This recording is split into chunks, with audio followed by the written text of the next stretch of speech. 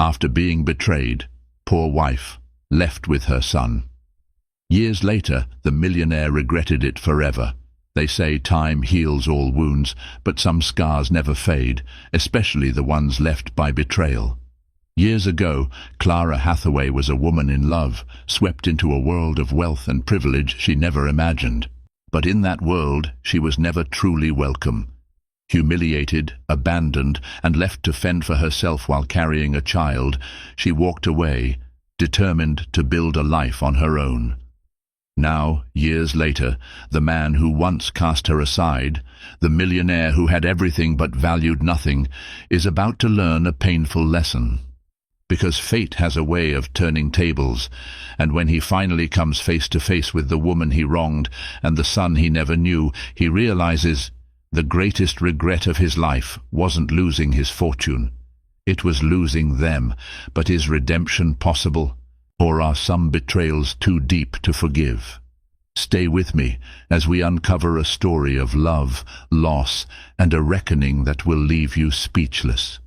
Clara Hathaway was born in a small town outside Philadelphia, a place where summer nights buzzed with the chatter of cicadas and winter mornings glittered beneath fresh snow. Her mother, Margaret, worked long hours at a local diner. Her father, Charles, was a carpenter who never quite made ends meet. Despite their modest means, Clara was raised with immeasurable warmth and attention. She learned early on that one's value lay not in wealth, but in kindness and resilience. At 16, Clara discovered her talent for painting. She could transform a plain canvas into a riot of color and emotion, capturing sunsets, laughter, and heartbreak. To her father, she confided her deepest secret dream. Someday she wanted to see her artwork displayed in New York's famed galleries. He encouraged her to pursue it, always telling her, "You've got the heart of an artist, Clara. That's more valuable than any fortune." Fast forward to her college years at the University of Pennsylvania, where she studied fine arts. Despite scholarship assistance, she had to work part-time at a catering company to meet her living expenses. It was at one of these events, a lavish charity gala in downtown Philadelphia, where fate intervened. She was on the serving staff that evening, wearing a plain black uniform with a crisp white apron. Meanwhile, Alexander Sterling, who everyone called Alex, was in attendance with his equally affluent friends.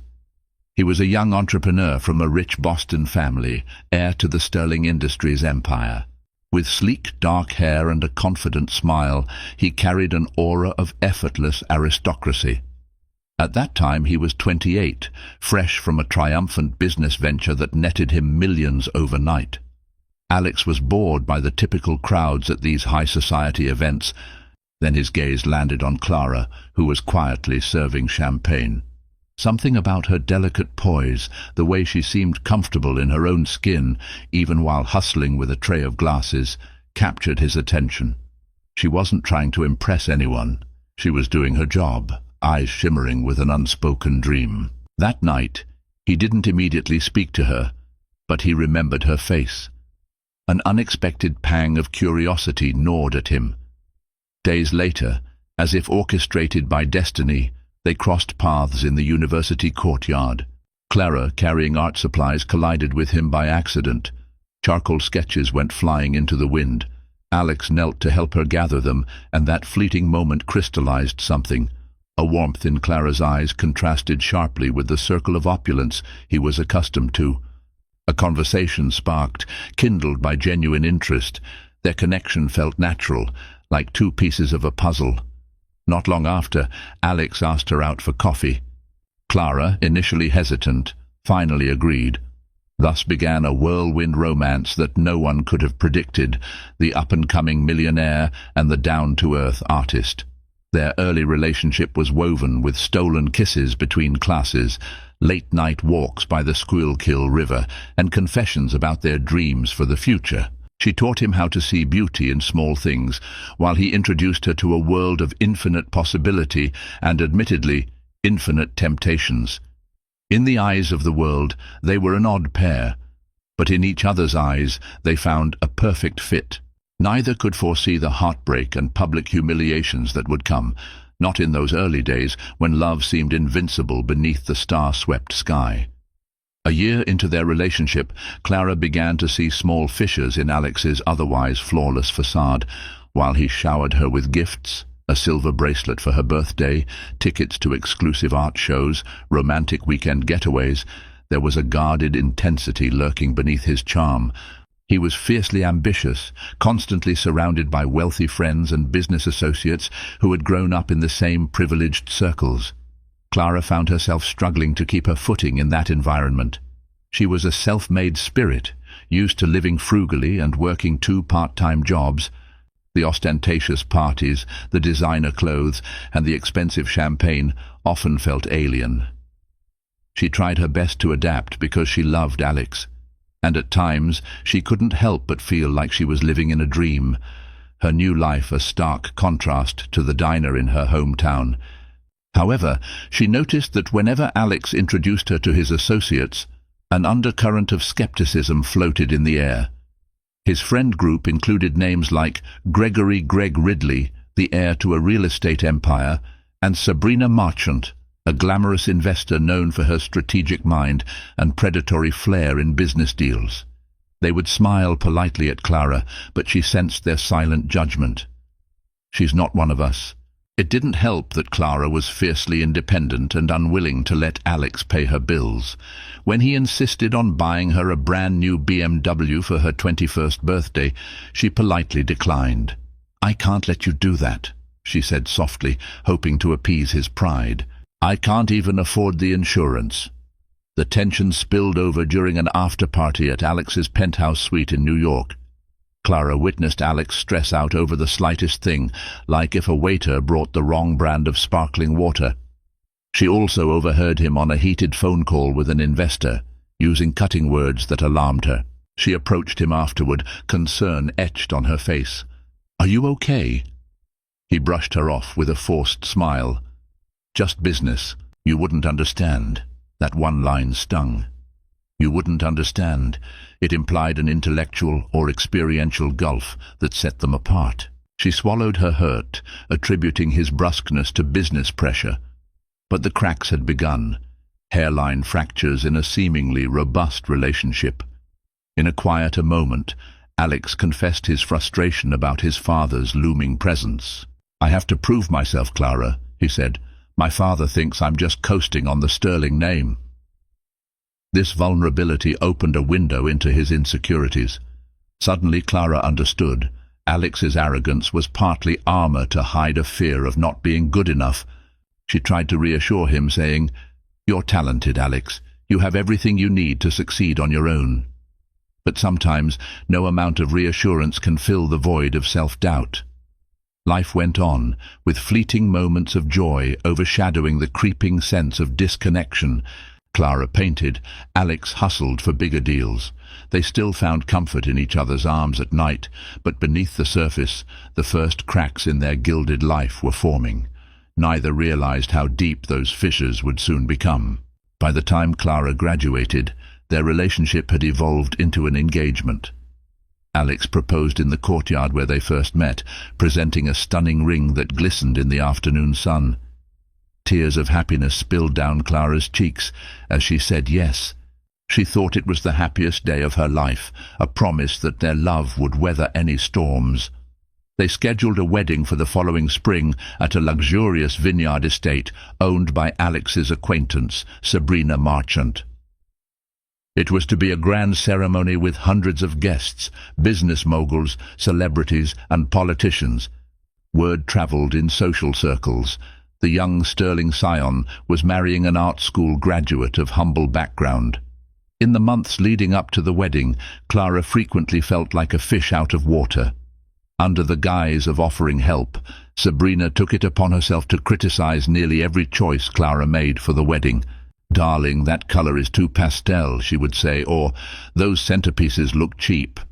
Greg Ridley chimed in with remarks like, "I hope you're prepared for the tabloids," or "Are you sure you can handle the sterling lifestyle?" One evening, the humiliations reached a fever pitch. Clara and Alex attended a charity banquet in Boston, hosted by a prominent figure named Howard Winchester. The event was as glamorous as it was exclusive, featuring a performance by renowned cellist Yo-Yo Ma and a buffet catered by chef Thomas Keller. Dressed in a pale blue gown, Clara clung to Alex's arm, trying to hide her nervousness.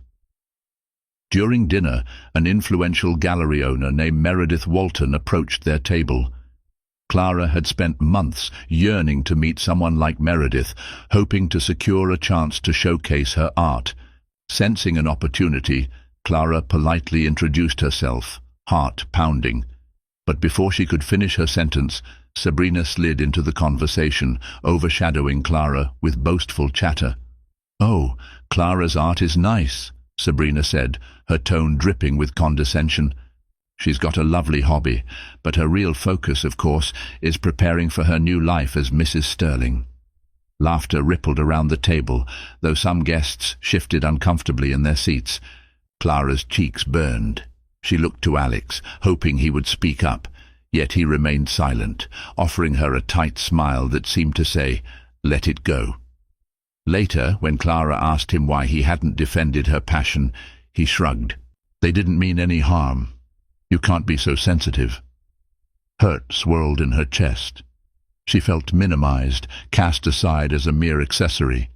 The seeds of humiliation had taken root, each subtle jab or dismissive remark blossoming into bruises on her self-esteem. She tried to brush them off, told herself love and patience would prevail. But a small, insistent voice in her mind asked, "What if this is my life from now on?" She pushed that question aside, burying it beneath wedding plans and the dream of a happy future. Yet deep down, Clara began to realize that the wealth and influence surrounding Alex were not just gilded frames. They could also be chains, locking her into a world she never asked to enter. When the wedding day finally arrived, it was a sight to behold. The vineyard estate boasted rows upon rows of lush grapevines, an elegant pergola adorned with white roses, and a gentle spring breeze that carried a hint of lavender. Clara wore a gown embroidered with delicate lace, her hair styled in a soft chignon.